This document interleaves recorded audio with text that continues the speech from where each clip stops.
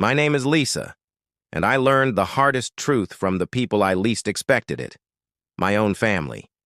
I grew up believing that loyalty ran in our blood, that no matter what happened, family was supposed to stand by you. But I discovered that betrayal cuts deeper when it comes from those who share your last name. And this is the story of how their greed, their lies, and their cruelty pushed me to a point where I made sure they could never use me again. It started after my father passed away. He wasn't a wealthy man, but he owned a small business, a local hardware store that he had run for almost 30 years. It wasn't glamorous, but it was ours. When he died, he left it in my name. I was his only daughter, and he trusted me to carry it forward. My uncles and cousins pretended to be supportive. They told me how proud he'd be, how much the shop meant to our family. But behind their comforting words, I could see the glances, the whispers, the resentment that it was me who inherited it, not them. For months, I poured myself into running the store. I worked long hours, barely slept, and tried to honor my father's legacy. But slowly, things started happening that didn't make sense. Deliveries that never showed up, orders I didn't place suddenly charged to the store account, customers complaining that my relatives had told them the shop was closing. At first, I thought it was a mistake, miscommunication. But one evening, when I stayed late to do the books, I found the truth. Someone had been forging my signature. The invoices all led back to my cousin Mark. My own flesh and blood was stealing from me, trying to bleed the business dry so I'd be forced to shut it down. When I confronted him, he didn't even deny it. He laughed in my face. "You're just a woman, Lisa. You don't know how to run a business. Sell it to me cheap and save yourself the embarrassment."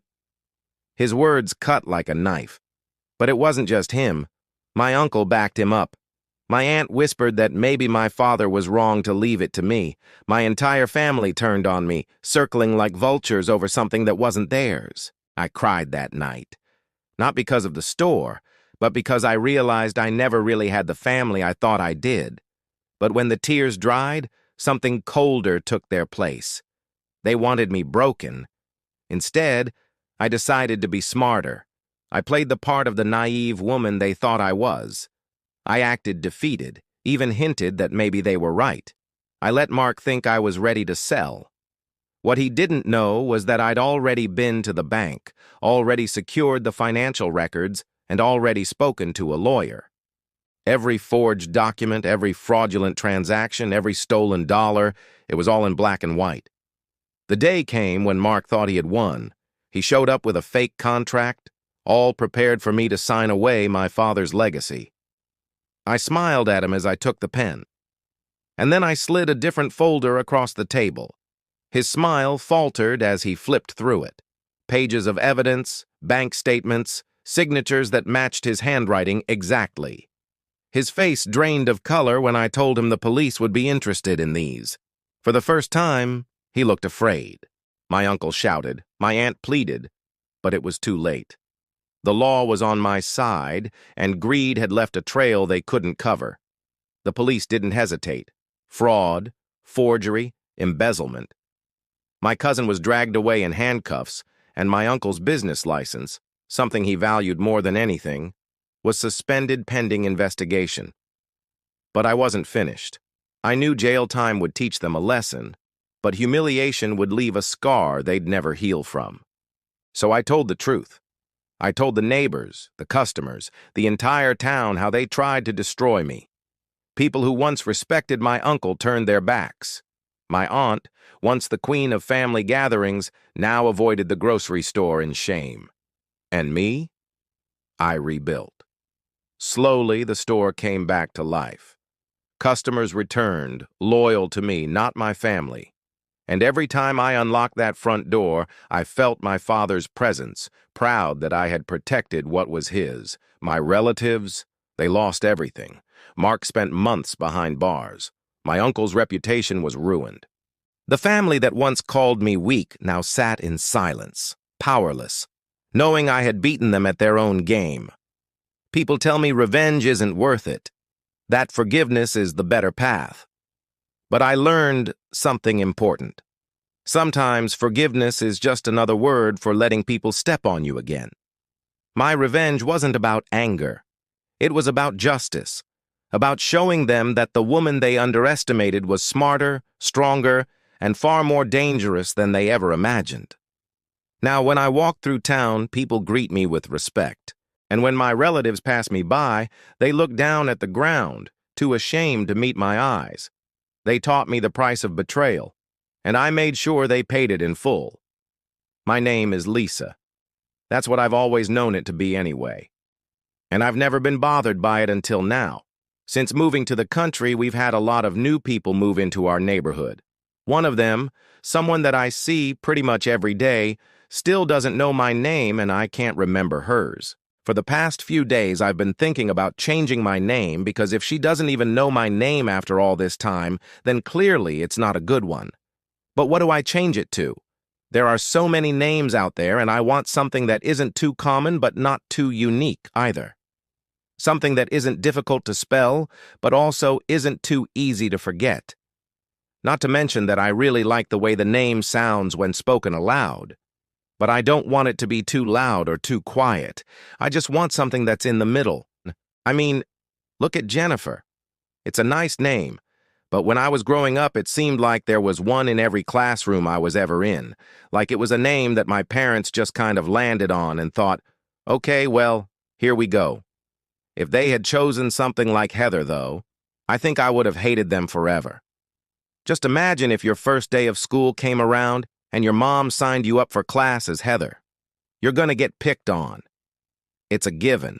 So I went through the entire naming process again in my head, reanalyzing each stage and deciding if I really liked the name. At this point, I realized that I needed help.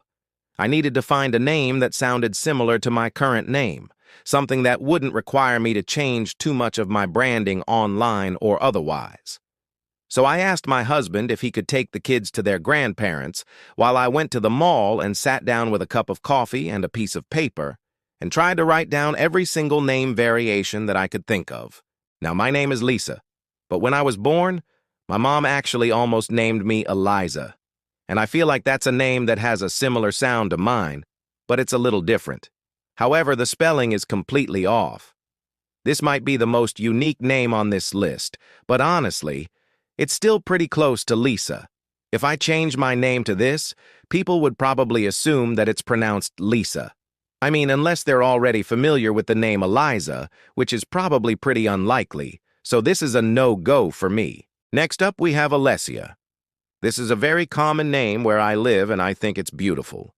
I love how you pronounce each syllable individually, and the A's make it really flow off the tongue. Although I think it's a beautiful name, I don't think it's the right fit for me. The main reason why is because of the A's. See, I've always struggled with writing these. When I was in elementary school, I would constantly mix them up with the letter 8. Sometimes I would even use the number in place of the letter, which caused a lot of confusion for my teachers. In fact, I was so bad at writing this letter that I was even called out in front of the whole class one time. Mrs. Patterson said, "Lisa, did you turn in your homework last night? I couldn't grade it because I don't understand your name." Everyone started laughing. I wanted to disappear, and the only thing I could think of doing was standing up and walking out of the classroom. I walked straight into the bathroom and cried. I mean, I'm not saying that having an A in your name is a burden, but I think I'd be happier without it. All right, let's move on to Elise, okay? This one has to be the closest sounding name to Lisa that I could possibly think of. The only difference is that it has a Z instead of an S. Now, this is a problem for two reasons. One, I don't like the way the Z sounds. I think it's too harsh and makes the name sound a bit unpleasant to say. And two, I am not going to be able to change my social security card. Absolutely not happening. Even if this name is identical in sound, I cannot have a different spelling because my social security card has been with me since I was born, and I refuse to let it go. Next, we have Lacey. I've always liked this name, but I think it's a little too common. Every time I meet someone with this name, it feels like they're related somehow, like a cousin or a niece. But in reality, Lacey is just a popular name. I guess if I really wanted to change my name to this, I could just ignore that feeling and pretend that they're my actual family member. Well, I don't know. I think that's kind of rude. You know, suddenly introducing someone as your sister when really they're a stranger. That's like setting yourself up for embarrassment. Imagine if they ask, "Oh, so where are you guys from?" And then you have to say, "Actually, we're not related, but I thought it'd be funny to call her my sister. I'm sorry, you can call me Lisa." That's just awful. All right, so how about Lacey? This name is kind of like Lacey, but with a C instead of a K. Now, I like this spelling better because it's a little less common. Plus, it's unique without being too unique. However, I don't know. This name seems a bit too short. I mean, it's only 4 letters. What about Lucy? That's a cute name, but it's definitely a bit too short for me. I like longer names, names that have more syllables. And Lucy only has 1. That's a deal breaker. Okay, Leanne. Now, this is another name that's very similar to Lisa. It has 3 syllables and only differs by 1 letter. However, I don't think this name is unique enough for me. I mean, I think it's pretty common. Every time I hear this name, it's always said with a horrible accent. Honestly, I don't know if I could ever take this name seriously. Let's try something a little more unique. How about Alana? I don't think I've met anyone with this name, but I know a couple of people who have this name. It's also very similar to Lisa. We have the same first 3 letters, and the ending sounds the same. But I don't know. This name just doesn't sit right with me. There's something about it that I don't like. Maybe it's the double N. I don't know. Let's move on. All right, Leilani. This name has the exact amount of syllables that I'm looking for. It's also a beautiful Hawaiian name. And unlike the others, it doesn't seem like it's derived from any other name. However, this name is extremely long. I mean, look at it. It's 9 letters long. Also, I know this name comes from Hawaii, but if I were to move there, I think people would call me Lainey, or maybe Lily. Either way, it's not worth the effort. Okay, next up we have Layla. I think this is a nice name, but I've heard it a lot lately. It's one of those names that's like super uncommon, and then all of a sudden, everyone is using it. I mean, I know a few babies born recently that have this name. It's just everywhere. For this reason, I think it's a no-go. I want something more original. Well, I'm out of ideas. I guess I'll just have to stick with Lisa. As I was finishing up my coffee, I started to think about how silly this whole situation was. All of this stress over something as stupid as a name. I've lived my entire life with this name and no one's ever cared whether they liked it or not. Sure, there were some names that I wish I had instead, but overall I've been happy with my name. And if the lady next door doesn't know it yet, well, I guess I can just tell her.